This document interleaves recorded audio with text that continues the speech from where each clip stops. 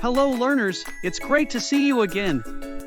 Today, we will explore how to represent three-digit numbers using place values. How many cubes are there? To count the number of cubes quickly, we can form groups of 10. 1, 2, 3, 4, 5, 6, 7, 8, 9, 10, 11, 12, 13. After forming 13 groups of 10s, we have 7 ones left.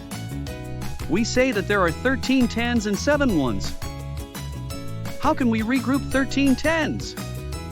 Pause and discuss with your friends. We can regroup 13 10s by using 10 10s to form 100. So, we have regrouped 13 10s into 103 10s. Now, we have 103 10s and 7 ones. We can represent this in a place value chart. The digit 1 is in the hundreds place.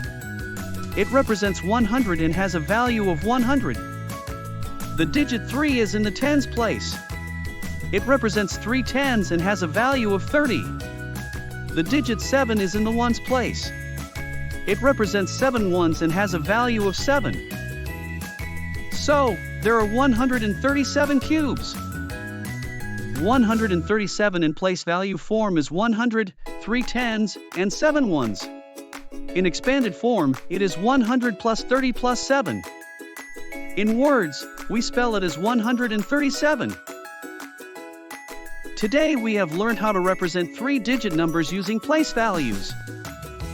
Great job on completing this video. Hope to see you again.